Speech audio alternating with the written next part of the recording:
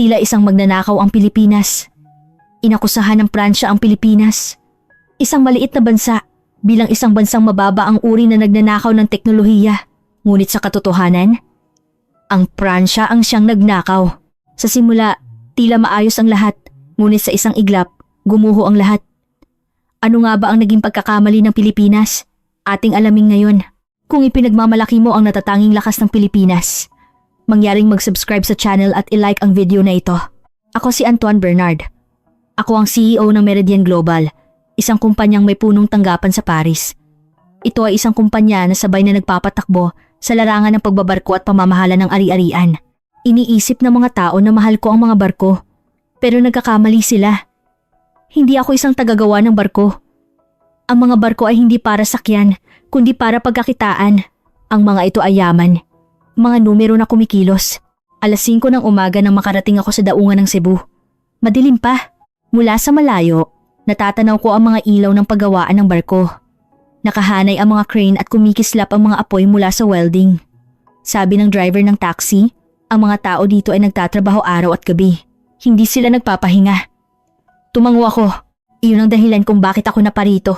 Ang mga paggawaan ng barko sa Pilipinas ay isa sa mga pinakaabalang lugar sa mundo. Dagsaan ang mga order at laging mahigpit ang mga deadline. Ngunit ang nakapagtataka, sa kabila ng pagiging abala, ang presyo nila ang pinakamababa. Ang kalidad, pinakamataas. Lahat ng paggawaan ng barko sa Europa ay nagsara. Natalo sila sa kompetisyon sa presyo. Natalo sila sa China at lalo na sa Pilipinas. Naging mausisa ako. Ano kaya ang kanilang sikreto? Paano nila napananatili ito ng ganito katagal? Bumaba ako sa pangunahing tarangkahan ng paggawaan ng barko. Hinarang ako ng guwardiya. Naka-schedule ang aking pagbisita. Sinabi kong narito ako upang pag-aralan ang kanilang teknolohiya. Hindi iyon kasinungalingan. Talagang narito ako para mag-aral. Ngunit iba ang layunin ko sa iniisip nila. Giniyahan ako papasok sa pangunahing gusali. Mahabang pasilyo. Magkabilaan ng mga opisina. Kahit maaga pa, maraming silid na ang may ilaw. Nagtatrabaho na ang mga tao. Nagliliwanag sa asul ang mga screen ng computer. Dinala ako sa isang conference room. May nakahandang kape sa mesa. Kapeng barako. Sumimsim ako. Mapait. Sa labas ng bintana, tanaw ko ang daungan. Isang dambuhalang katawan ng barko ang ginagawa. Isa itong LNG carrier. Ilang sandali ako naghintay nang bumukas ang pinto. Pumasok ang isang lalaki. Mukhang nasa kalagitnaan ng kanyang 80 taon. Nakasuot siya ngunit bahagyang maluwag ang kanyang kurbata. Tila nagpuyat sa trabaho. Miguel Reyes, sabi niya, habang inaabot ang kanyang business card. Nakasulat dito, Direktor ng Teknolohiya. Nagkamayan kami. Magaspang ang kanyang mga kamay. Kamay ng isang taong nagtatrabaho sa mismong gawaan. Salamat sa pagdayo mula sa malayo. Sabi ni Ginoong Reyes, mula sa Paris. Opo, tama po, sagot ko. Naparito ako upang tuklasin ang posibilidad ng pakikipagtulungan sa teknolohiya. Partikular akong interesado sa disenyo ng mga LNG carrier. Tumango si Ginoong Reyes, ngunit may pag-iingat sa kanyang mukha. Naghanda po ako ng mga materyales para sa paliwanag. Binuksan niya ang isang folder, isang makapal na booklet. Naroon lahat, mga blueprint, proseso ng paggawa, at sistema ng kontrol sa kalidad. Tiningnan ko habang binubuklat ang mga pahina. Pamilyar ang nilalaman. Hindi gaanong naiiba sa mga materyales ng ibang paggawaan ng barko. Mga pangunahing bagay lang ang nakasulat. Hindi ito ang talagang gusto kong makita. Pero, sabi ko, matapos sumimsim muli ng kape, ang talagang gusto naming malaman ay ibang bagay. Tumingin sa akin si Ginoong Reyes. Nagbago ang kanyang tingin. Ano po iyon? Maingat niyang tanong. Ang maintenance data. Diretsahan kong sinabi. Anong mga problema ang lumitaw sa loob ng ilang taon matapos maihatid ang barko? Aling mga bahagi ang unang nasisira? Magkano ang gastos sa pagkumpuni iyan ng mga datos na iyon? Natahimik ang conference room. Sandaling hindi nagsalita si Ginoong Reyes. Mula sa labas, naririnig ang tunog ng welding. JZZ. Bakit po ninyo gustong malaman iyon? Tanong ni Ginoong Reyes. Bumaba ang kanyang boses. Para sa desisyon sa pamumuhunan. Tapat kong sagot. Upang makabili ng barko, kailangan naming malaman ang kabuuang life cycle cost. Hindi lang ang presyo ng pagbili, kundi pati na rin ang mga gastos sa operasyon. Sa ganoong paraan lamang kami makakagawa ng tamang desisyon sa pamumuhunan. Tumango si Ginoong Reyes, ngunit nanatiling maingat. Ang mga ganyang datos ay kumpidensyal na impormasyon, sabi niya. Mahirap pong ibahagi iyan ng basta-basta. Siyempre, ngumiti ako. Kaya nga gusto naming formal na pag-usapan ng isang kooperasyon. Seryoso kami. Nais namin ng isang pangmatagalang partnership. Kasinungalingan iyon. Ngunit sinabi ko ito ng may kahusayan. Nag-isip sandali si Ginoong Reyes bago tumayo. Sandali lang po. Lumabas siya ng silid, nagsara ang pinto, naiwan akong mag-isa. Muli akong tumingin sa labas ng bintana. Nagsisimula ng sumikat ang araw. Nagiging kulay kahel ang kalangitan. Humahaba ang mga anino ng crane. Mga 10 minuto ang lumipas nang bumalik si Ginoong Reyes. May dala siyang laptop. Limitado lang po ang maipapakita ko sa inyo, sabi niya. Bawal kumuha ng litrato. Inilagay niya ang laptop sa mesa. Minuksan ang screen. Hinila ko ang aking upuan at umupo. Isang Excel file ang bumungad. Isang komplikadong talaan. Sa horizontal axis ay mga taon at sa vertical axis ay mga pangalan ng pyesa. Engine, propeller, hydraulic system, electronic equipment, daan-daang item. At sa bawat cell, may mga numero. Ang failure rate. Ito po ang talaan sa nakalipas na 30 taon. Paliwanag ni Ginoong Reyes. Ito ang maintenance history ng lahat ng barkong ginawa namin. Nakalagay dito kung aling pyesa ang nasira, kailan, at gaano kadalas pinalitan. Tinitigan ko ang screen. Napalunok ako. Hindi ito isang blueprint. Higit pa rito, ito ay isang talaan ng panahon. Ang pagtanda ng isang barko ay nakapaloob sa mga numero. Tingnan po ninyo ang curve na ito. Nagpakita ng graph si Ginoong Reyes. Sa unang 5 taon, halos walang problema. Pagkatapos, unti-unting tumataas sa susunod na 10 taon. Mula sa 10 taon, biglang tataas ng husto. Pagkalipas ng 30 taon, ganito ang mangyayari. Biglang tumaas ang graph. Halos patayo na. Tinitigan ko ang puntong iyon. Ang punto ng pagguho ng tiwala. Mula sa puntong ito, sasabog ang gasto sa pagkumpuni. Sabi ni Ginoong Reyes, mas gugustuhin mo pang bumili ng bago kaysa magpakumpuni. Kaya kami ay nagdidisenyo batay sa pamantayan ng 30 taon. Tumango ako. Ngunit sa isip ko, ibang-iba ang iniisip ko. 30 taon. Bakit kailangan gawing ganoon katagal? Tumingin sa akin si Ginoong Reyes na may bahagyang pagtataka sa mukha. Dahil pananagutan po namin iyon. Sagot niya. Barko namin iyan. Dapat naming panagutan hanggang sa huli. Iyan po ang tiwala. Pananagutan. Tiwala. Inulit ko ang mga salitang iyon sa aking isip. Magagandang salita, ngunit mula sa pananaw ng negosyo, hindi praktikal. Ang pananagutan sa loob ng 30 taon ay nangangahulugang pasanin ang gastos para sa 30 taon. Kailangan ba talaga iyon? Maaari po ba akong makakita pa? Tanong ko. Ang iba pang datos? Nagbukas pa ng ilang file si Ginoong Reyes. Ang palitan ng bawat pyesa. Ang pagbabago sa gastos ng pagkumpuni. Ang mga inaasahang sira lahat ay detalyado. Nakakagulat ang katumpakan. Sa naipon na 30 taon ng datos, naging posible na hulaan ang hinaharap. Napatulala ako sa screen. Ito ay isang kayamanan. Isang minahan ng ginto. Ginagamit ng mga Pilipino ang datos na ito upang gumawa ng mas magagandang barko. Mga barkong mas tumatagal. Ngunit ako, may iba akong magagawa sa datos na ito. Mga barkong mas maikli ang buhay. Mga barkong tatagal lamang hanggang sa bingit ng pagkasira. At ibebenta bago pa man mangyari iyon. Nakatulong po ba? Tanong ni Ginoong Reyes. Oo, malaki. Buong puso kong sagot. Talagang malaking tulong. Isang ekspresyon ng kasiyahan ang gumuhit sa kanyang mukha. Sana po ay maging matagumpay ang ating kooperasyon. Sabi niya. Sabay sara ng laptop. Tumayo ako at nakipagkamay. Maraming salamat. Lubos akong nagpapasalamat. Lumabas ako ng conference room. Habang naglalakad sa pasilyo, nag-isip ako. Si Ginoong Reyes ay isang taong may mabuting kalooban. Tapat at sinsero. Buong puso siyang naniniwala sa mga salitang pananagutan sa loob ng 30 taon. Ngunit ako, iba. Ang pananagutan ay hanggang sa matapos ang kontrata. Pagkatapos noon, hindi ko na problema iyon. Sumakay ako ng taxi sa labas ng pagawaan ng barko. Nagpahatid ako sa airport. Habang nakaupo sa likod, tumingin ako sa labas ng bintana. Ang tanawin ng Cebu ay dumadaan. Papasok na sa trabaho ang mga tao. Isang ordinaryong umaga. Ngunit para sa akin, ito ay isang espesyal na umaga. Ngayon, nakita ko ang sikreto ng Pilipinas. Nalaman ko kung paano sila nakakatagal. Panahon. Gumagawa sila ng panahon. 30 taon na mahabang panahon. Kaya sila pinagkakatiwalaan. Ngunit ako, ang kabaligtaran ng gagawin ko. Paiikliin ko ang panahon sa pinakamababang kinakailangan at sa loob ng maikling panahong iyon, ibebenta ko ito. Wala akong naramdamang konsensya. Sa halip, malinaw ang lahat. Ito ang sagot. Kung ganito nakakatagal ang Pilipinas, hindi namin kailangang magtagal. Sumakay ako ng eroplano, pabalik sa Paris. Habang papaangat ang eroplano, tumingin ako sa labas ng bintana. Unti-unting lumiliit ang Cebu. Kumurap-kurap ang mga ilaw ng pagawaan ng barko at tuluyang naglaho.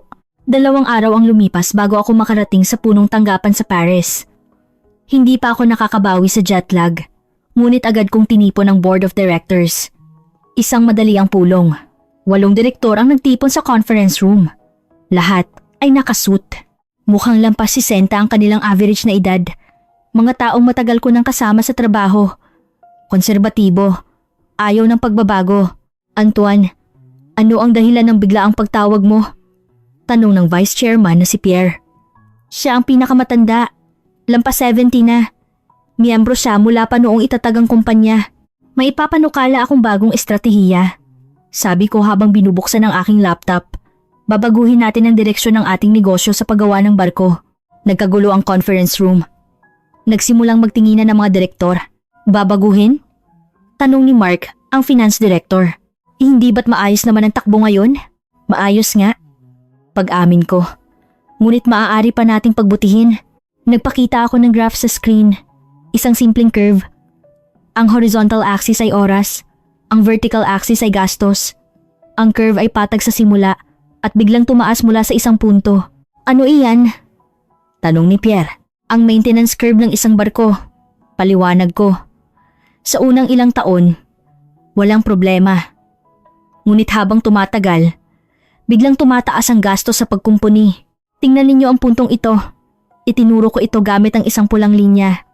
7 taon. Mula sa puntong ito, sasabog ang gastos. Kaya, sabi ni Mark na nakahalukip-kip, ano ang dapat nating gawin? Dati, gumagawa tayo ng mga barkong tumatagal ng 30 taon. Sabi ko, gaya ng sa Pilipinas. Ngunit mula ngayon, babaguhin natin iyan. Gagawa tayo ng mga barkong tumatagal lamang ng 7 taon. Natahimik ang conference room. Lahat ay nakatingin sa akin. Mga mukhang hindi makapaniwala. 7 taon? Ulit ni Pierre. Nagbibiro ka ba? Seryoso ako. Mariin kong sagot. Lumipat ako sa susunod na screen. Lumitaw ang mga numero. Gastos sa paggawa ng 30 taong barko. Gastos sa paggawa ng 7 taong barko. Pagkakaiba. Profit margin. Tingnan ninyo. Itinuro ko gamit ang pointer. Para makagawa ng 30 taong barko, ganito kalaki ang gastos. Ngunit kung 70 taong barko lang, ganito lang. Mababawasan ang gastos ng 40%. Kung gayon, bababa ang kalidad. Sabi ni Jean, ang technical director. Tatanggapin ba yan ng mga customer? Tatanggapin nila. Sagot ko ng may buong kumpiyansa. Dahil sa loob ng 7 taon, perpekto ito. Lumipat ako sa susunod na slide. Isang graph ng failure rate hanggang sa 7 taon. Halos 0. Isang patag na linya.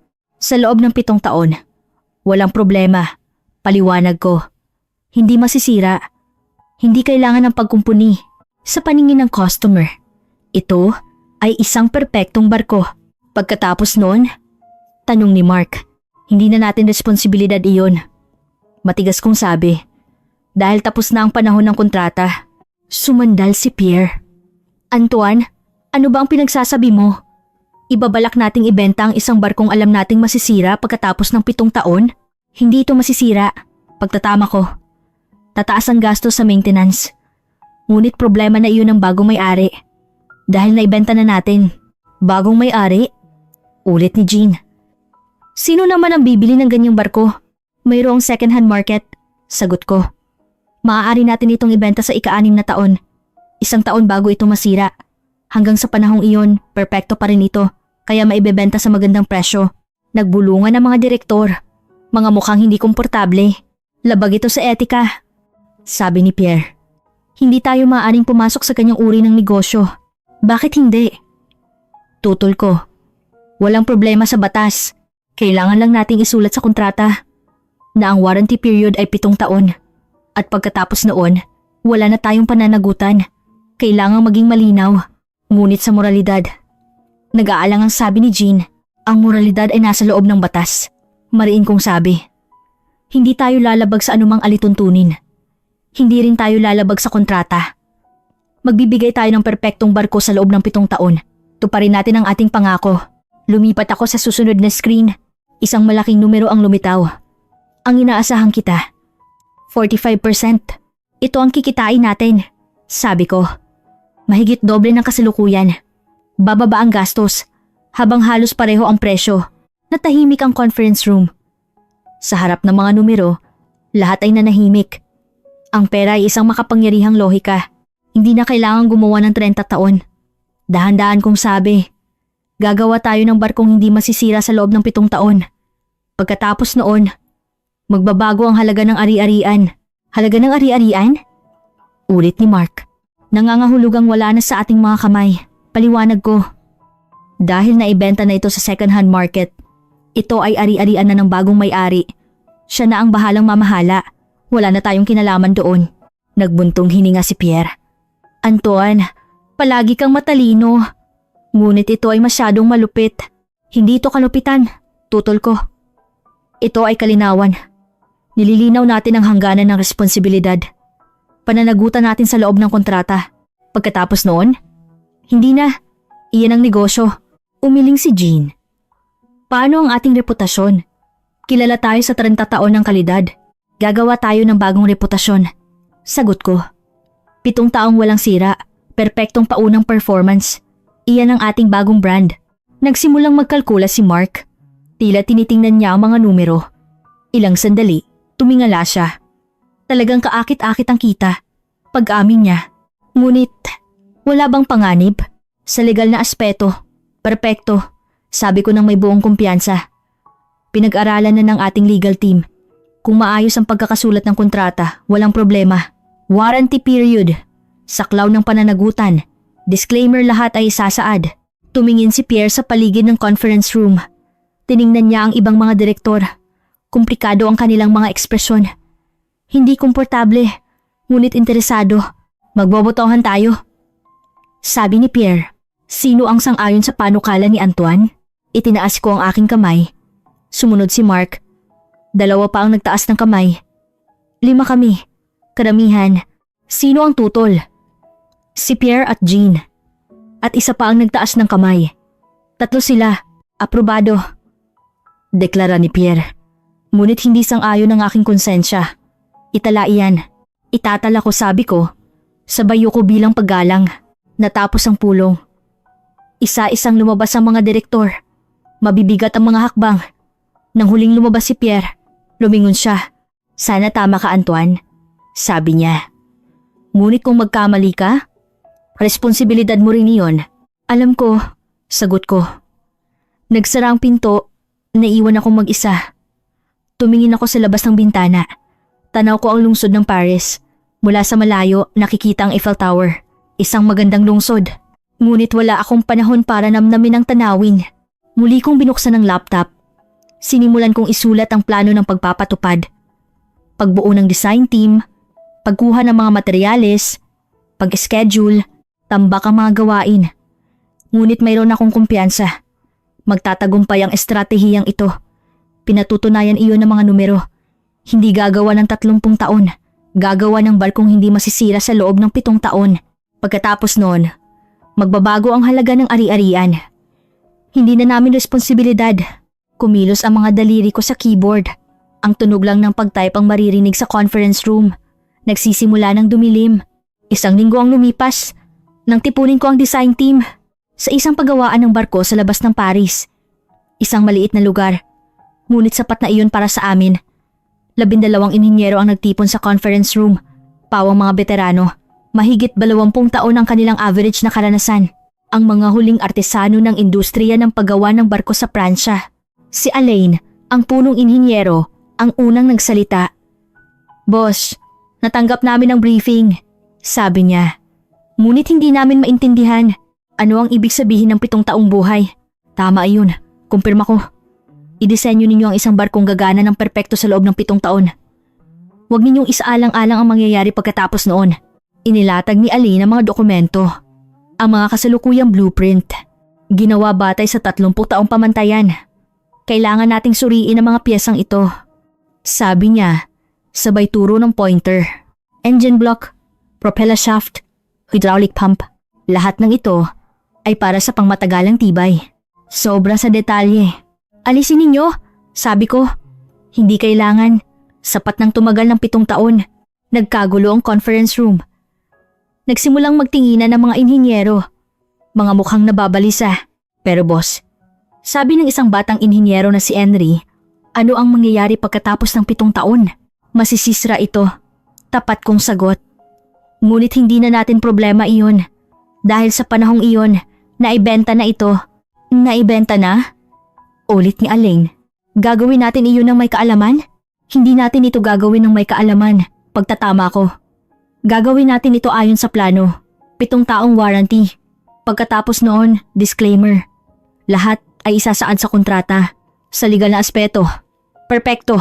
Umiling si Alain. Hindi batas ang problema, sabi niya. Kundi konsensya. Barko natin iyan. Dapat nating panagutan hanggang sa huli. Ang konsensya ay nasa loob ng batas. Mariin kong sabi. Magtatrabaho tayo sa loob ng saklaw na pinahihintulutan ng batas. Hindi hihigit, hindi kukulangin. Nagpakita ko ng dokumento sa screen. Isang legal opinion. Ginawa ng 3 abogado. Tingnan ninyo, nag-scroll down ako. International Disclosure Rules, Ship Safety Standards, Scope of Warranty Obligations, lahat ay nasuri na. Ang ating plano ay sumusunod sa lahat ng regulasyon. Sinimulang basahin ni Alain ng dokumento. Tumingin din sa screen ang ibang mga inhinyero. Komplikado ang kanilang mga ekspresyon.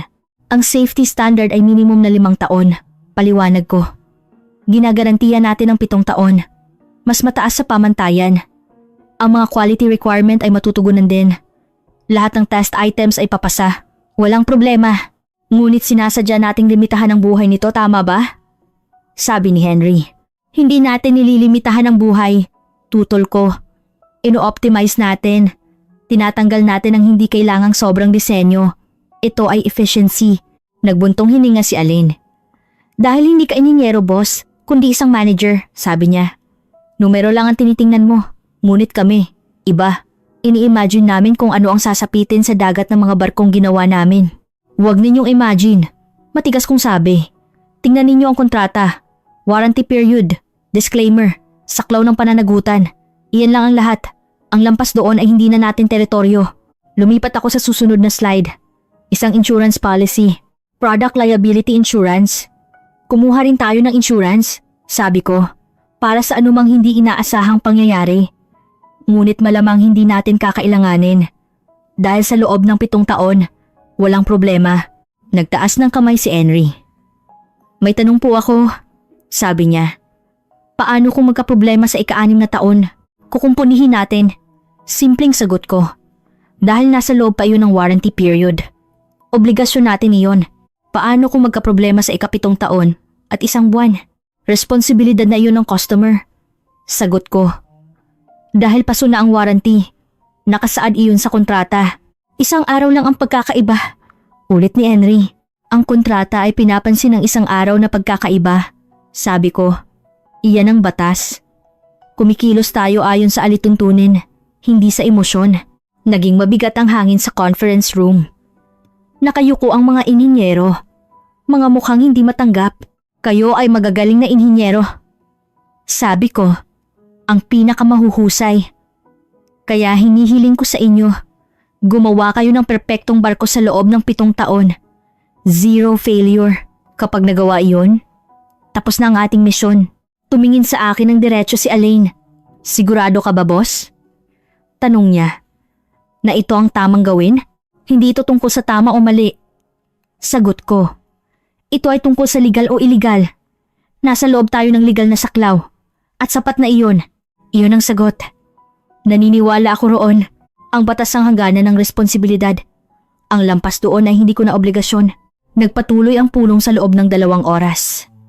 Pinag-usapan namin ng mga teknikal na detalye. Aling mga piyesa ang pasisimplihin. Anong mga materyales ang gagamitin? Paano babawasan ang gastos? Mga eksperto ang mga inhinyero. Kahit labag sa kanilang kalooban, ginawa nila ng maayos ang kanilang trabaho.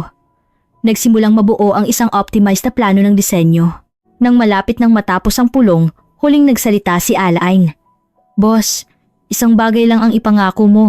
Ano yun? Tanong ko. Isulat ninyo ng tamang kontrata. Sabi niya. Upang malinaw na maintindihan ng customer. Huwag ninyong itago na ang barkong ito ay para sa 7 taon lang. Siyempre. Tumango ako.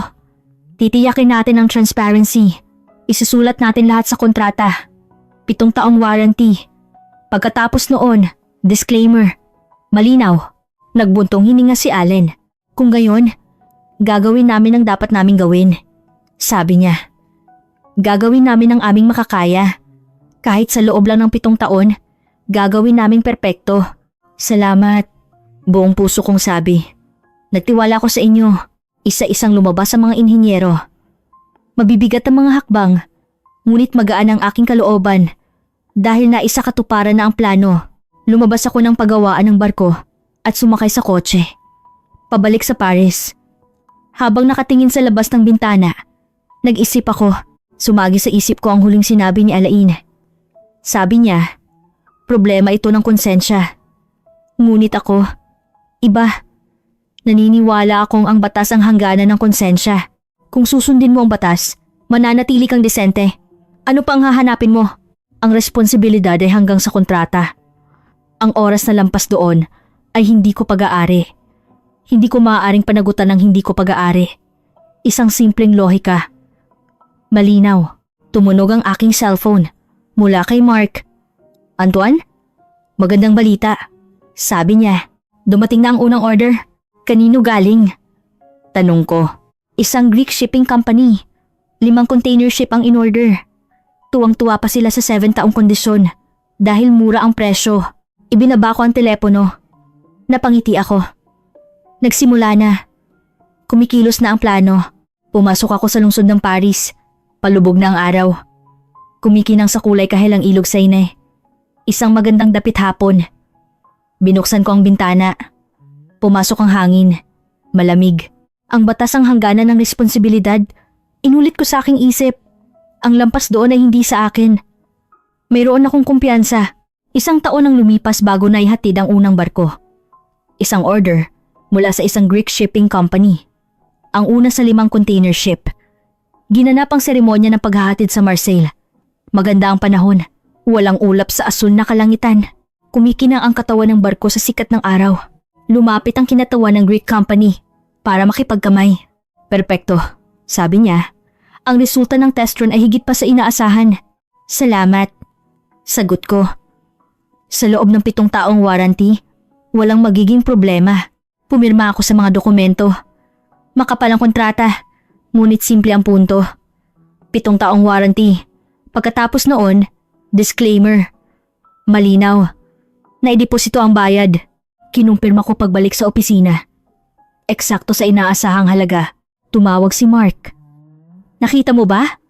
Excited niyang sabi. 42% ang profit margin. Mas mataas sa inaasahan. Magandang simula. Sagot ko. Ipagpatuloy natin ito. Sunod-sunod na pumasok ang mga order. Pagkalipas ng 3 buwan, isang Italian shipping company ang nag-order ng 3 tanker. Pagkalipas ng 6 na buwan, isang Norwegian company ang pumirma para sa 4 na bulk carrier. Lahat ay may 7 taong kondisyon. Natuwa sila dahil mura ang presyo. Nagbago ang mood sa board of directors. Ang mga taong dating nag-aalala ay kontento na ngayon. Maging si Pierre ay nagsimulang umamin. Hindi nagsisinungaling ang mga numero, sabi niya. Dumoble ang ating kita. Sinabi ko na sa inyo. Ngumiti ako. Magtatagumpay ang estratehiyang ito. Nagsimulang mapansin ng media. Isang French business magazine ang unang nagulat. Ang makabagong modelo ng negosyo ng Meridian. Ang headline. Humiling ng panayam ang isang reporter. Dumating siya sa opisina. Isang babaeng nasa 30s. Binuksan niya ang kanyang recorder. President Antoine? Paano ninyo naisip ang ganitong ideya? Tanong niya. Tungkol sa 7-year model. Efficiency? Sagot ko. Nagbibigay kami ng kung ano lang ang kailangan ng customer. Kung gagawa ka ng para sa 30 taon, 20-30 taon ang masasayang dahil karamihan sa mga shipping company ay nagpapalit ng barko tuwing 7 taon. Kaya mas makatwirang gumawa ng para sa 7 taon mula sa simula. Ngunit perpekto ang kalidad. Sabi ko, nang may kumpiyansa sa loob ng 7 taon, mas magaling ito kaysa sa anumang barko. 0 ang failure rate. Pinatutunayan iyan ng mga resulta ng pagsubok. Lumabas ang artikulo. Maganda ang reaksyon. Nakipag-ugnayan ng mga profesor ng business administration na gustong gamitin ito bilang case study. Pinuri ito bilang makabago. Tumaas ang presyo ng stock. 30% sa loob ng 6 na buwan. Dumagsa ang mga mamumuhunan. Ginanap ang earnings presentation sa isang malaking hall ng isang hotel sa Paris. 200 mamumuhunan ang nagtipon. Umakyat ako sa entablado at hinawakan ang mikropono. Ang net profit ngayong taon ay tumaas ng 90% kumpara sa nakaraang taon. Anunsyo ko. Ang mga bagong kontrata ay tumaas ng 120% kumpara sa nakaraang taon. Ito ang tagumpay ng 7-year model. Nagpalakpakan. Tumayo ang mga tao at naghiyawan. Nasiyahan ako sa sandaling iyon. Oras na para sa tanong at sagot. Isang mamumuhunan na nagtaas ng kamay. Wala bang mga panganib? Tanong niya. Tulad ng kung magkaproblema pagkatapos ng 7 taon. Pinoprotektahan tayo ng kontrata. Sagot ko. Dahil malinaw ang warranty period, walang legal na panganib. Sapat din ang ating insurance. Nagtanong ang isa pang mamumuhunan. Ano ang reaksyon ng mga kakumpetensya? Sinusubukan nilang gayahin. Sabi ko habang tumatawa. Ngunit hindi ito madali. Naunahan na natin sila sa merkado. Natapos ang presentasyon. Lumapit ang mga mamumuhunan at nakipagkamay. Binati nila ako. Mayroon ding mga nagpakuha ng litrato. Lumabas ako ng hotel at sumakay sa kotse. Gabi na. Maganda ang tanawin ng Paris sa gabi. Maganda ang pakiramdam ko. Pinatunayan ng mga numero. Tama ang aking estratehiya. Bumalik ako sa opisina. Huli na, ngunit may trabaho pa ako. Umupo ako sa aking desk at binuksan ang computer. Tambak ang mga email. Karamihan ay mga mensahe ng pagbati. Mga customer, partner, at maging mga kakumpetensya. Kinilala ng lahat ang tagumpay. Binuksan ko ang financial report. Nakabuo dito ang quarterly performance.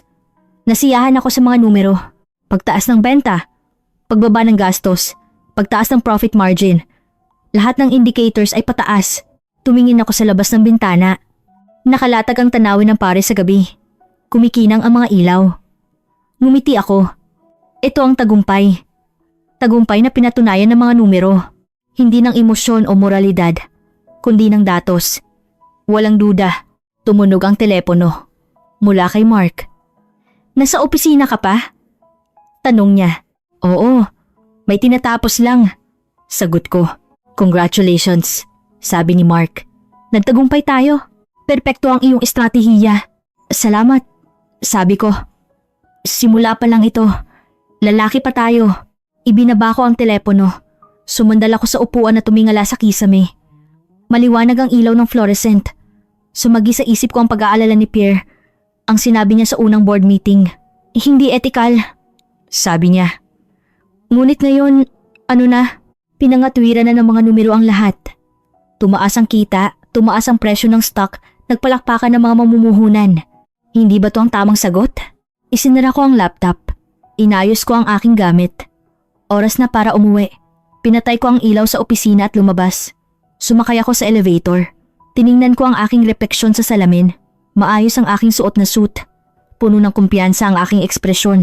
Mukha ng isang matagumpay na tao. Bumaba ako sa lobby. Bumati ang guwardiya. Ingat po sa pag-uwi, President. Salamat.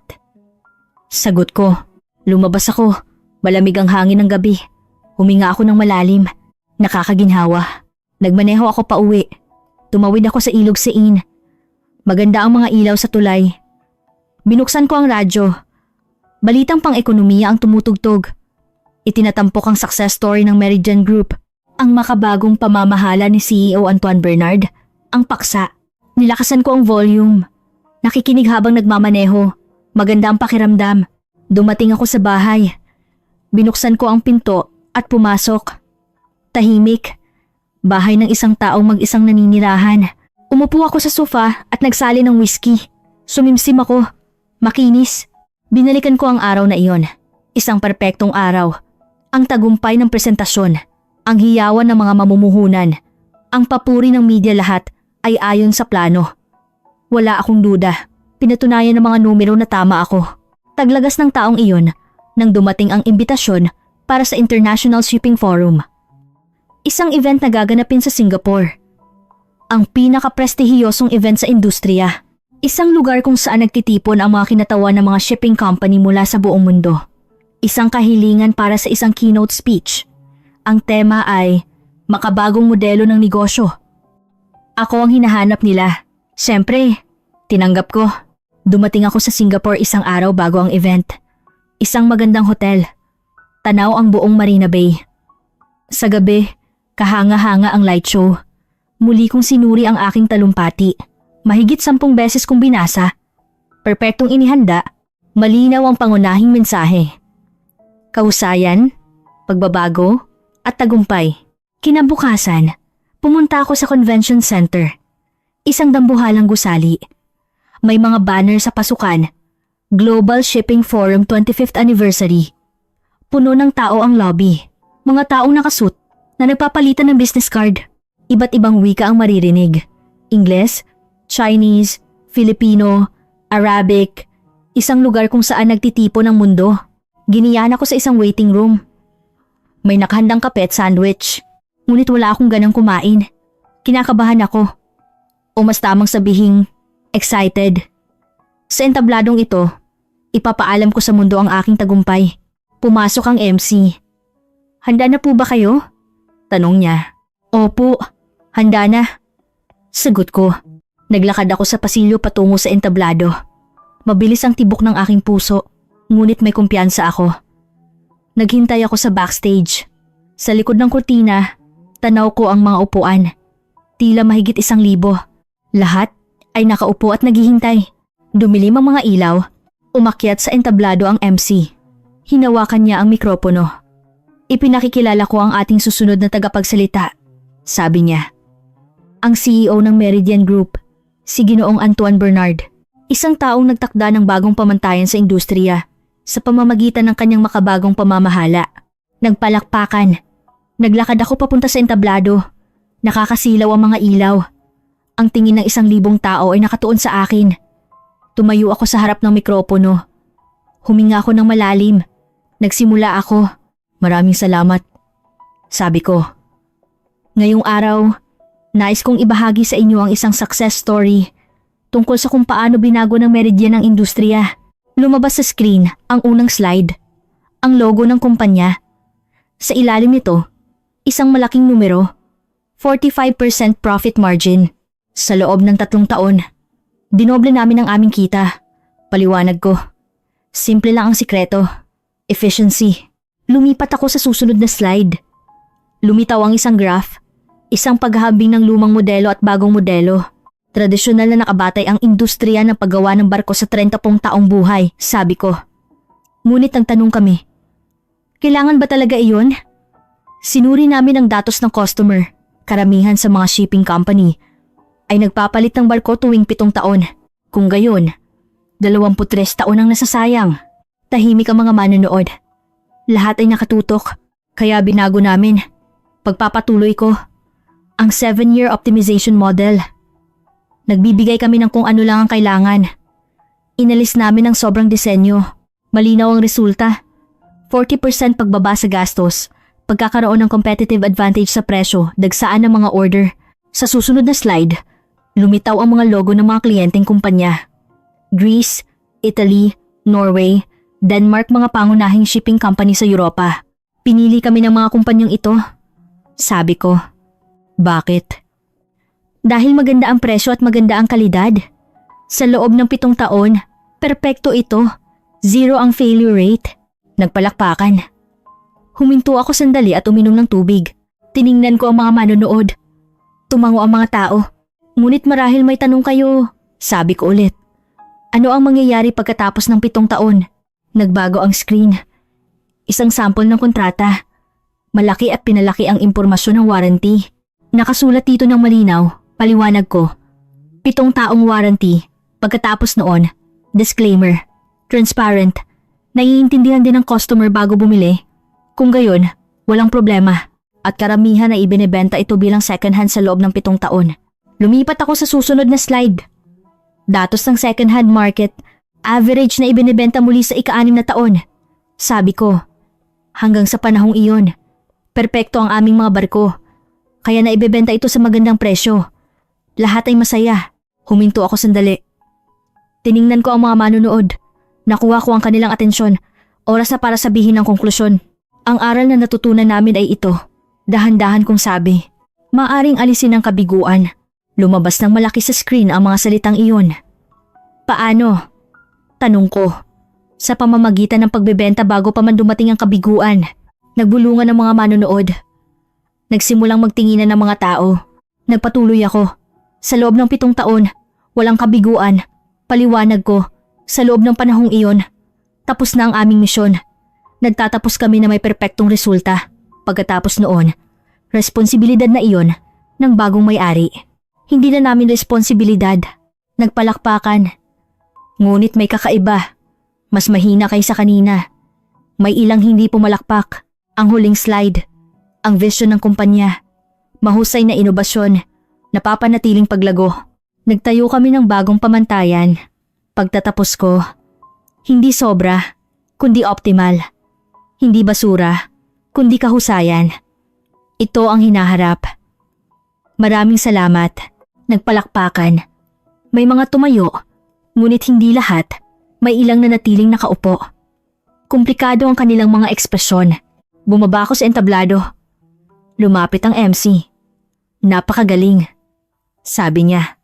Ngunit alanganin ang kanyang ekspresyon. Oras na para sa tanong at sagot. Maraming kamay ang nakataas. Tumuro ang MC sa isa. Tumayo ang isang lalaking nasa katanghaliang gulang. Isang Asyano. May tanong po ako, sabi niya. Pamilyar ang kanyang accent. Tila isang Pilipino. Sige po. Sagot ko. Naiintindihan ko po ang inyong sinabi, President. Dahan-dahan niyang sabi. Mahusay at makatwiran. Ngunit may isang bagay na kulang. Ano po iyon? Tanong ko. Tiwala. Sagot niya. Ang tiwala sa pagitan ng gumagawa ng barko at ng gumagamit nito. Kung hindi ninyo pananagutan pagkatapos ng 7 taon, hindi ba't masisira ang tiwalang iyon? Natahimik ang hall. Ang tiwala ay nasa loob ng kontrata. Sagot ko. Tutuparin namin ang aming pangako. Perpekto sa loob ng 7 taon. Ang lampas doon ay labas na sa saklaw ng kontrata. Ngunit, hindi ba dapat tumagal ang isang barko ng 30 taon? Tanong niya. Hindi ba't iyon ang pananagutan ng isang tagagawa ng barko? Ang merkado ang nagpapasya. Tutol ko. Pinili ng customer ang 7 taon. Tinugunan lang namin ang pangangailangan ng merkado. Umiling ang lalaki. Umupo siya. Wala na siyang sinabi pa. Nagpatuloy ang mga tanong. Karamihan ay paborable. Paraan ng pagbabawas ng gastos. Paggawa ng kontrata. Proseso ng legal na pagsusuri. Mga praktikal na tanong. Natapos ang sesyon. Pagbaba ko sa entablado, lumapit ang mga tao. Nagbigay sila ng business card habang nag-aalok ng kooperasyon. Tinanggap ko habang nakangiti. Ngunit sa aking isip, umuugong ang tanong ng Pilipinong iyon. Tiwala? Hindi ba't ang kontrata ang tiwala? Ang pagtupad sa pangako ang tiwala. Tinutupad ko iyon. Perpekto sa loob ng 7 taon. Ano pa ang hahanapin nila? Bumalik ako sa hotel. Pagpasok sa kwarto, niluwagan ko ang aking kurbata. Tumingin ako sa labas ng bintana. Nakalatag ang tanawin ng Singapore sa gabi. Isang matagumpay na talumpati. Pinapurihan. Napansin. Ngunit, bakit hindi ako mapakali? Dahil sa tanong na iyon. Tiwala. Paulit-ulit na sumasagi sa isip ko ang salitang iyon. Taglamig ng taong iyon nang maisara ang unang second-hand sale. Ang container ship na in-order ng Greek Shipping Company. Ika-6 na taon. Eksakto sa plano. Nagulat si Mark. Naibenta na, sabi niya. Sa isang Turkish shipping company. Maganda rin ang presyo. 60% ng presyo ng bago. Perpekto. Nasiyahan ako. Kung 60% sa ika-6 na taon, magandang deal iyan. Perpekto raw ang condition report, sagot ni Mark. Walang problema sa inspeksyon. Maayos ang makina. Malinis ang katawan ng barko. Tuwang-tuwa raw ang Turkish side. Siyempre, tumango ako dahil walang problema bago ang 7 taon. Tumpak ang datos. Pagkalipas ng 3 buwan, naibenta ang pangalawang barko. Isang Italian tanker. Ika-6 na taon din. Isang Egyptian company naman ang bumili. 65% ng presyo ng bago. Mas maganda pa. Nagsimulang mabuo ang isang pattern. Pagsapit ng ika-6 na taon, ibinebenta ng customer. Inilalabas sa second-hand market at agad na nabibili. Maganda rin ang presyo. Itinala ko ito sa isang spreadsheet. Pangalan ng barko, petsa ng paghahatid, petsa ng pagbebenta, presyo ng pagbebenta lahat ay inayos. Maganda ang mga numero. Nagulat ako sa board of directors. Napatunayan na ang ating estratehiya anunsyo ko. Ibinenta ng mga customers sa ika-6 na taon at nakakuha ng magandang presyo. Sila ay kumita. Ang mga bumili? Tanong ni Pierre. Masaya rin sila. Sagot ko. Dahil magagamit pa nila ng 1 taon. At dahil mura ang second-hand price, kumikita sila. Pagkatapos ng 1 taon? Tanong ni Mark. Bahala na sila. Nagkibit balikat ako. Ibenta ulit o i-scrap. Wala na tayong kinalaman doon. Natapos ang pulong. Bumalik ako sa opisina. Tumingin ako sa labas ng bintana. Kulay abo ang kalangitan ng Paris. Papalapit na ang taglamig. Binuksan ko ang computer. Sinuri ko ang mga email. May dumating na tanong para sa bagong order. Mula sa isang Dutch shipping company. Isang request para sa quotation ng 6 na bulk carrier. Tiningnan ko ang mga kondisyon. 7-year model. Sumulat ako ng tugon. Inilakip ko ang quotation. Competitive ang presyo. Sigurado ako makukuha namin ang order. 1 linggo ang lumipas. Dumating ang kontrata. Pumirma ako at ipinadala pabalik. Kumpirmado ang order para sa 6 na barko. Abala ang paggawaan ng barko. Sunod-sunod ang mga order. Tumawag si Alain. Kulang kami sa tao. Sabi niya, kailangan nating kumuha pa. Kumuha kayo. Aprobado ko. Kung ilan ang kailangan. Kailangan nating pabilisin ang produksyon. Tuwing 6 na buwan, binibisita ko ang paggawaan ng barko. Kailangan kong makita ang genpaw. Puno ng mga barko ang daungan. Mga barkong ginagawa. Walang tigil na gumagalaw ang mga crane. Nagtatrabaho ang mga welder. Kumikislap ang apoy. Naglakad kami ni Alain sa lugar ng trabaho. Sinuri ko ang progreso. Ayon ba sa schedule? Tanong ko. Opo. Pinipilit naming matapos sa oras. Sagot ni Alain. Ngunit seryoso ang kanyang mukha. May problema ba? Tanong ko. Tumigil si Alain. Tumingin siya sa akin. President, sasabihin ko ng tapat. Maingat niyang sabi. Alam mo ba kung ano ang nangyayari sa mga barkong ginawa natin? Naibebenta? Sagot ko. Bilang second hand. Pagkatapos, ibinebenta ulit o na-scrap. Nagkibit balikat ako. Normal na cycle. Umiling si Alain. Hindi mo alam dahil numero lang ang tinitingnan mo, sabi niya. Nakikipagkita ako sa mga tao sa Genban. Sa mga taong nagtatrabaho sa second-hand market. Anong sinasabi nila? Tanong ko. Ang mga barko natin ay nasisira pagkatapos ng 7 taon, sabi ni Alain. Eksaktong pagkalipas ng 7 taon, lumalabas ang mga problema.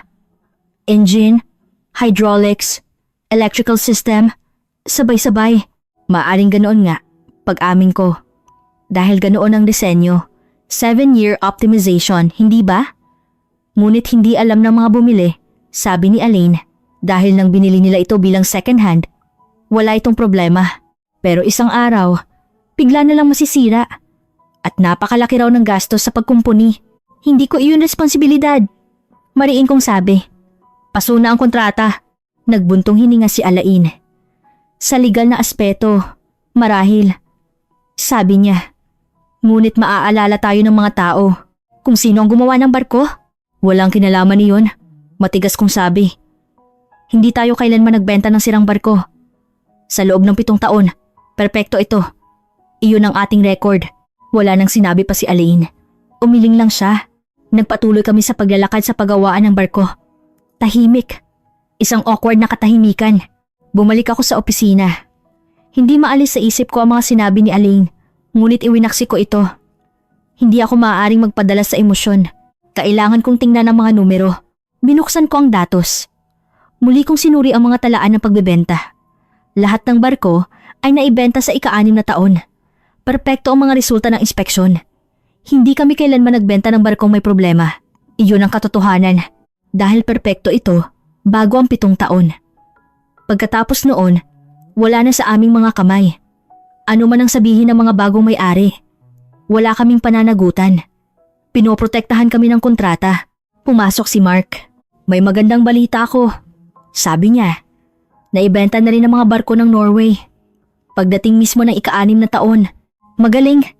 Sagot ko, ang presyo ay 62% ng bago. Sagot ni Mark. Isang Indonesian company daw ang bumili. Perpekto. Ngumiti ako. Ayon sa plano, idinagdag ko ito sa spreadsheet. Isang linya pa ang napunan. Pangalan ng barko, petsa ng pagbebenta, presyo. Tumpak ang mga numero. Perpekto ang pattern. Tumingin ako sa labas ng bintana. Palubog na ang araw. Kulay kahilang kalangitan ng Paris. Sumandal ako sa upuan. Nagtatagumpay kami. Gumagawa ng barko. Nagbebenta. Kumikita. Masaya rin ang mga customer. Dahil pagkatapos gamitin ng 6 na taon, naibenta nila sa magandang presyo. Masaya rin ang mga bumili ng second hand. Sa unang taon. Pagkatapos noon, hindi ko alam. Ayoko ring malaman. Ang aming mga barko ay nawawala.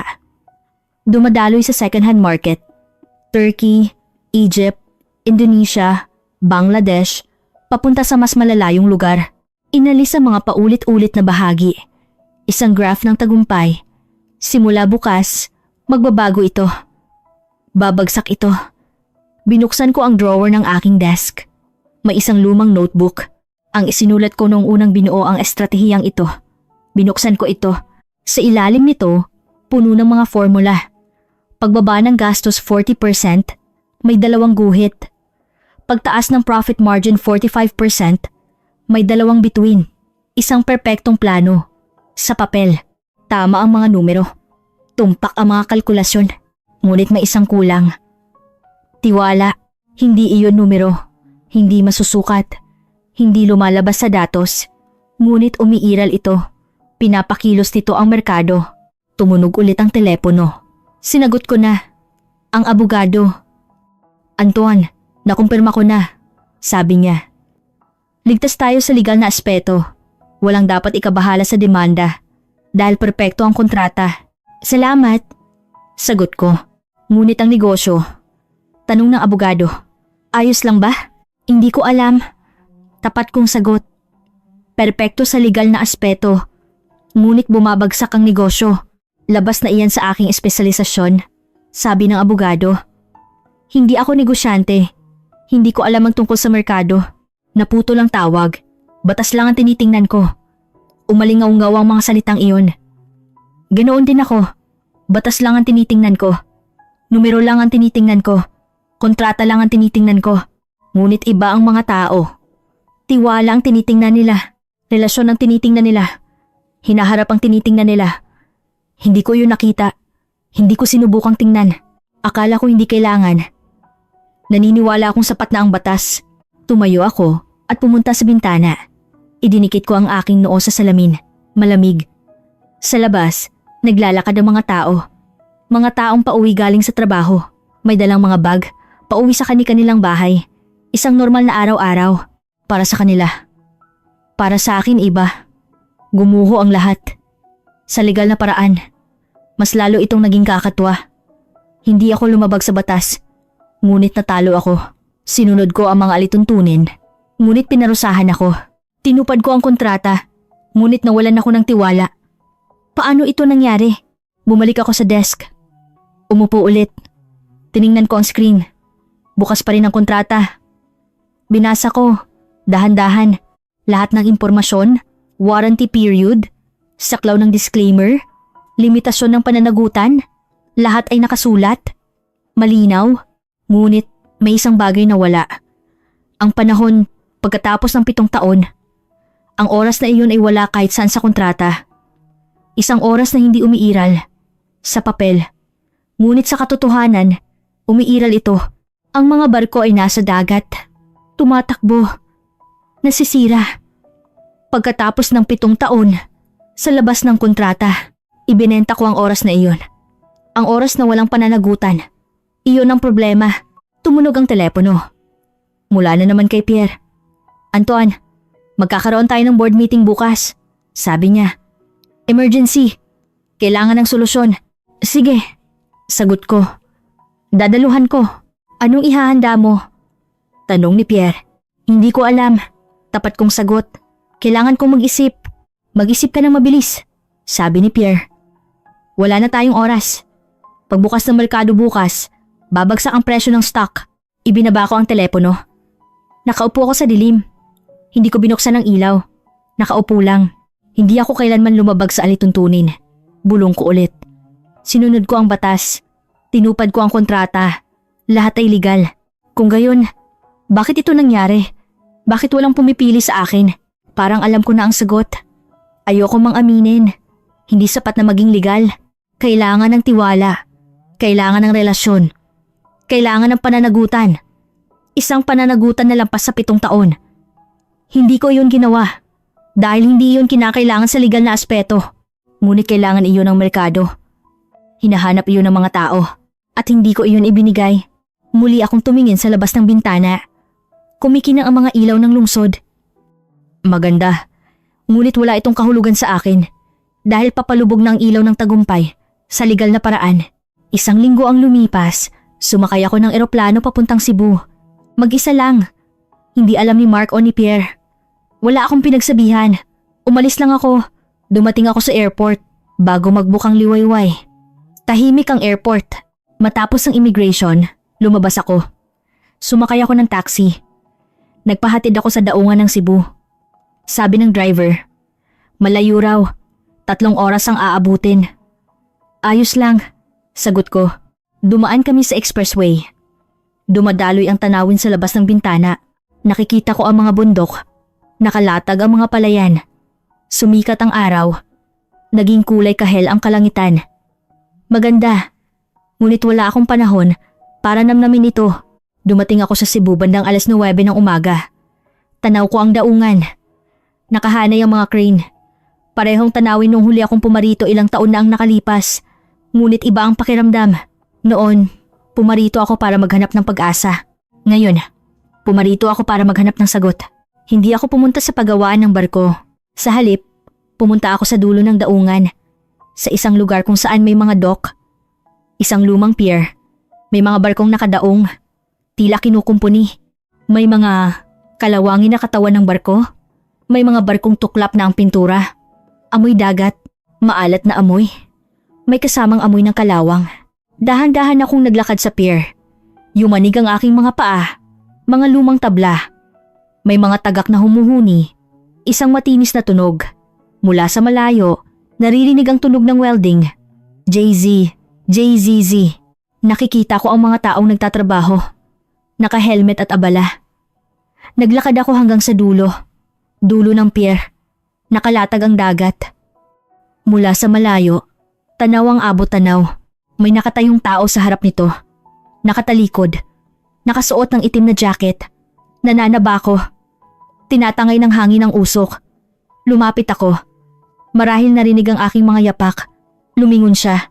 Si Ginoong Reyes. Ang taong iyon mula ilang taon na ang nakalipas. Mukha siyang tumanda. Lumalim ang kanyang mga kulubot. May mga puting buhok na rin. Ngunit hindi nagbago ang kanyang tingin. Payapa, dumating po pala kayo. Sabi ni Ginoong Reyes. Paano ninyo nalaman? Tanong ko. Inaasahan ko na po. Sagot niya. Nadarating kayo balang araw. Pinatay niya ang sigarilyo at tumingin sa dagat. Tumayo rin ako sa tabi niya. Sabay kaming tumingin sa dagat. Natahimik. Tanging tunog lang ng alon ang maririnig. Umihip ang hangin. Malamig. Bakit ninyo ipinadala ang graphs na iyon? Nauna kong tanong. Kinailangan ko pong ipakita sa inyo. Sagot ni Ginoong Reyes. Ang resulta ng inyong ginawa. Naparito ba kayo para sisihin ako? Tanong ko. Hindi po. Umiling si Ginoong Reyes. Hindi ito tungkol sa paninisi. Kung gayon, ano? Katotohanan. Sagot niya. Sinasabi ko lang po ang katotohanan. Mula sa malayo, isang barko ang papasok. Isang container ship. Dahan-dahan itong papunta sa daungan. Ang barkong iyon, itinuro ni Ginoong Reyes. 30 anyos na, tumatakbo pa rin. Saan ginawa iyan? Tanong ko. Dito po. Sagot ni Ginoong Reyes. Sa aming paggawaan ng barko, ginawa 30 taon na ang nakalipas. Hanggang ngayon, tumatakbo pa rin ang walang problema. Tiningnan ko ang barkong iyon. Mukhang luma. Kupas na ang pintura. Ngunit tumatakbo. Sa ibabaw ng dagat, ang mga barko ninyo, pagpapatuloy ni Ginoong Reyes, 7 taon lang ang katapusan o mas tamang sabihing, 6 na taon at itinatapon na. Ibinebenta bilang second hand, ibinebenta ulit, at sa huli, nagiging scrap. Hindi umaabot ng 10 taon. Isinulat ko sa kontrata. Pagtatanggol ko, 7 taong warranty. Naiintindihan din ng customer ng binili nila. Tumingin sa akin si Ginoong Reyes. Malungkot ang kanyang tingin. Alam po ninyo iyon ang binili nila, sabi niya. Ngunit hindi nila naiintindihan kung ano ang ibig sabihin noon. Hampas ng alon sa pier. Talsik ng tubig. Tumama sa aking mukha ang maalat na tubig. Nagbenta po kayo ng oras na walang pananagutan. Dahan-dahang sabi ni Ginoong Reyes. Tahimik ang kanyang boses. Hindi naninisi ang tono. Sinasabi lang ang katotohanan. Wala akong masabi. Hindi bumuka ang aking bibig. Pinanagutan ninyo sa loob ng 7 taon. Pagpapatuloy ni Ginoong Reyes. Perpekto. Walang kahit isang sira. Ngunit pagkatapos noon, iba na. Ika 8 taon. Ika 20 taon. Ika 30 taon. Ang mga oras na iyon, walang sinumang nananagot. Iyon po ang problema. Walang problema sa batas. Sabi ko. Nanginginig ang aking boses. Lahat ay nakasulat sa kontrata. Alam ko po. Pag-amin ni Ginoong Reyes. Legal. Sinunod ninyo ang mga alituntunin. Ngunit, hindi po iyon ang lahat. Ano pa ang naroon? Tanong ko. Tiwala. Sagot ni Ginoong Reyes. Ang tiwala sa pagitan ng gumagawa at ng gumagamit. Hindi po ninyo iyon ibinenta. Barko lang ang ibinenta ninyo. Tumingin ako sa dagat. Malabo ang abot tanaw. May namumuo sa aking mga mata. Naaalala po ba ninyo noong una kayong pumarito? Tanong ni Ginoong Reyes. Opo. Sagot ko. Ano po ang sinabi ko noon? Tanong ni Ginoong Reyes. Isang talaan ng panahon. Sagot ko. Sabi ninyo, 30 taon ng datos. Tama po. Tumango si Ginoong Reyes.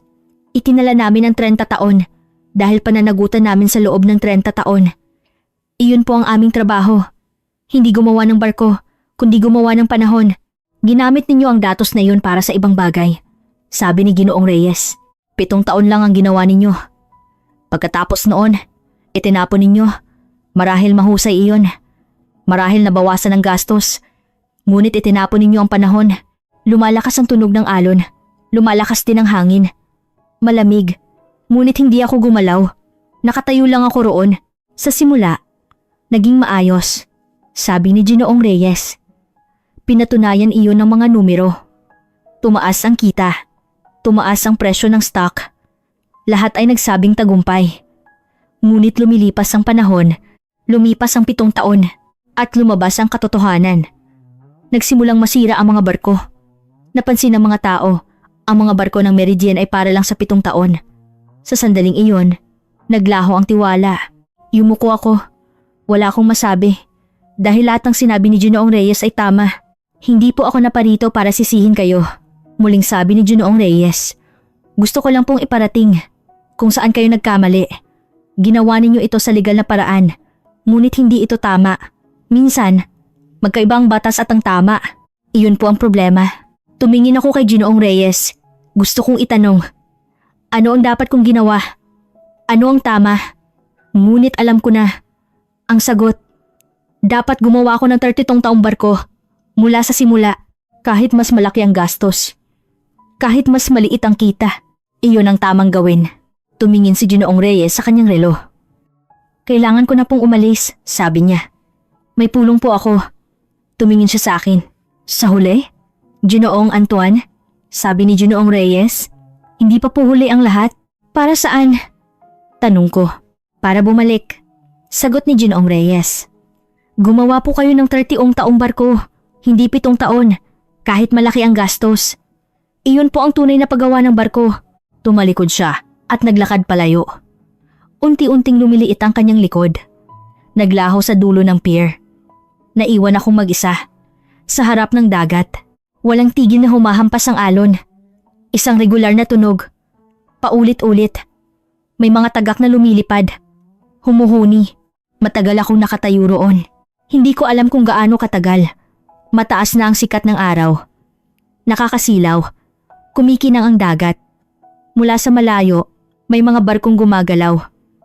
May mga 30 taong barko. May mga bagong barko. Lahat ay tumatakbo sa ibabaw ng dagat. Ngunit wala ang aming mga barko. Ang mga lumampas sa 7 taon ay naglaho na. Sa isang lugar sa dagat. Bilang scrap. Nagbenta ng oras na walang pananagutan. Umalingaw-ngaw sa aking isip ang mga salita ni Ginoong Reyes. Hindi ko maalis. Dahil katotohanan iyon. Ibinenta ko ang oras. Ang oras na walang pananagutan. Iyon ang aking kasalanan. 3 araw ang lumipas bago ako bumalik sa Paris. Dumiretso ako sa paggawaan ng barko. Sa isang lugar sa labas ng lungsod. Bumaba ako ng taxi. Sarado ang pangunahing tarangkahan. May kadena. Kalawangin. Naglakad ako sa gilid ng bakod. May barbed wire. Tanaw ko ang loob. Walang laman ng mga dock. Nakatigil ang mga crane. Hindi gumagalaw. Walang apoy ng welding. Walang tao. Tahimik. Ganap. Tanging tunog lang ng hangin ang maririnig. Nagpapayanig sa barbed wire. Pumasok ako sa isang siwang sa tarangkahan. Walang guwardiya. Walang pumigil sa akin. Naglakad ako papunta sa mga dock. Biyak-biyak ang simentadong sahig. May mga damong tumutubo. Isang lugar kung saan dating gumagawa ng mga barko. Ngayon, wala na. May mga kasangkapang nakakalat. Isang kalawangin na martilyo. Isang sirang liyabe. Isang itinapong welding rod.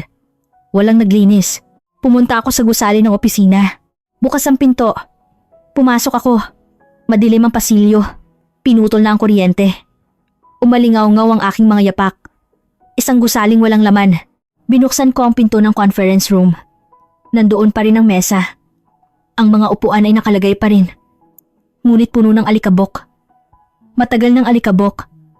Tumingin ako sa labas ng bintana. Tanaw ko ang mga dock. Isang espasyong walang laman. Ilang taon na ang nakalipas. Abala ito. Dagsaan ang mga order.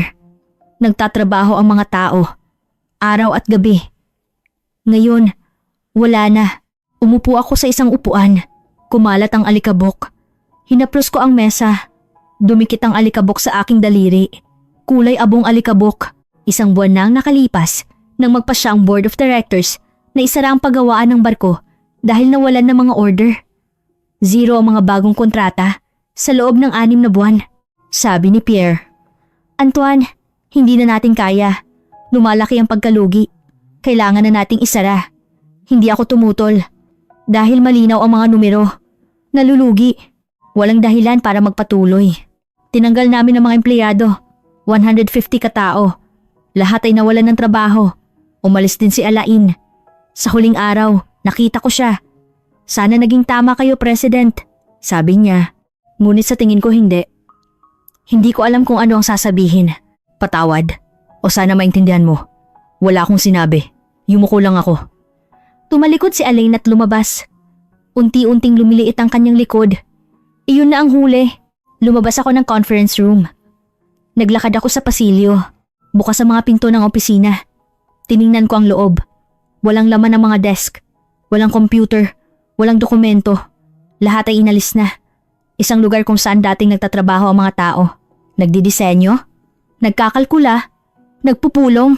Ngayon, mga bakas na lang natira. Lumabas ako. Tumayo ako sa gitna ng dock. Tumingala ako sa langit. Dumadaloy ang mga ulap. Kulay abong mga ulap. Nag-isip ako. Nagbenta ako ng mga barko. Totoo iyon. 10 barko ang naibenta ko. Greece, Italy, Norway, Denmark, sa buong Europa. Maganda ang nakuha kong presyo. Perpekto rin ang kontrata. Ngunit ang Pilipinas ay gumawa ng panahon. Totoo rin iyon. 30 taon na panahon. 1 oras na may pananagutan. Hanggang sa huli. Iyon ang pagkakaiba. Nagbenta ako ng mga bagay. Ang Pilipinas ay gumawa ng mga pangako. May katapusan ng mga bagay. Pagkatapos maihatid, tapos na. Ngunit iba ang mga pangako. Kahit lumipas ang panahon, nananatili ito. Hindi ko iyon alam. O mas tamang sabihin, alam ko ngunit binaliwala ko. Akala ko hindi mahalaga. Naniniwala akong sapat na kung susundin ang batas. Sapat na kung tutuparin ang kontrata. Nagkamali ako. Ganap. Kinuha ko ang cellphone mula sa aking bulsa. Tambak ang mga mensahe. Karamihan ay mula sa mga nagpapautang. Humihingi ng bayad. Mayroon ding mula sa bangko. Isang paalala sa pagbabayad ng utang. Nakita ko rin ang mensahe mula sa abogado. Sinasabing walang problema sa batas. Walang dapat ikabahala sa demanda. Dahil perpekto ang kontrata. Napatawa ako. Isang mapait na tawa. Perpekto sa batas. 0 ang mga depekto. Walang aksidente. Sa loob ng 7 taon, walang kahit isang aksidente. Walang iskandalo. Walang masamang artikulo sa media. Lahat ay legal. Malinis. Ngunit nalugi. Ganap na legal. Iyon ang kabalintunaan. Sinunod ko ang batas. Ngunit natalo ako. Tinupad ko ang mga alituntunin. Ngunit nawalan ako ng tiwala. Perpekto. Ngunit walang pumipili. Bakit? Simple lang ang sagot. Ako ay legal. Katotohanan iyon. Sinunod ko ang lahat ng regulasyon. International Maritime Law, safety standards, warranty obligations. Lahat ay natugunan. Ngunit dahil doon, mas lalo akong nagkamali. Katotohanan din iyon. Dahil batas lang ang tiningnan ko. Hindi ang mga tao. Regulasyon lang ang sinunod ko. Hindi ako bumuo ng tiwala. Kontrata lang ang tinupad ko. Hindi ako bumuo ng relasyon. Iyon ang problema. Umihip ang hangin. Isang malamig na hangin. Itinaas ko ang kwelyo ng aking jacket. Dahan-dahan akong naglakad sa dock. Tanging yapak ko lang ang maririnig. Tumigil ako sa isang sulok. May nakasulat sa pader. Mga letrang ipininta. Kupas na. Ngunit nababasa ko pa. Meridian 45. Taon ng ipinagmamalaking tradisyon. Mga lumang letra. Isinulat noong kasagsagan ng paggawaan ng barko. Tradisyon? Ngayon, wala nang natira. Isang gusaling walang laman at mga kalawangin na crane lang. Naglaho na rin ang tradisyon, kasama ng tiwala. Kinuha ko ang susi mula sa aking bulsa. Susi ng opisina. Hindi ko na kailangan. Inilagay ko sa sahig, sa ibabaw ng semento. Klang, isang tunog ng metal. Umalingaw-ngaw, sa isang espasyong walang laman. Tumalikod ako at naglakad. Papunta sa pangunahing tarangkahan. Hindi ako lumingon. Walang dahilan para tumingin. Isang lugar na tapos na. Lumabas ako ng pangunahing tarangkahan. Sa labas ng barbed wire. Tumawag ako ng taxi. Nagpahatid ako sa lungsod. Sumakay ako sa kotse at tumingin sa labas ng bintana. Unti-unting lumalayo ang paggawaan ng barko. Unti-unting lumiliit. Naglaho sa aking paningin. Nag-isip ako. Sa huli, ang tagumpay na walang pananagutan ay hindi pipiliin ng sino man. Iyon ang sagot. Ang aral na natutunan ko. Huli na nang matutunan ko.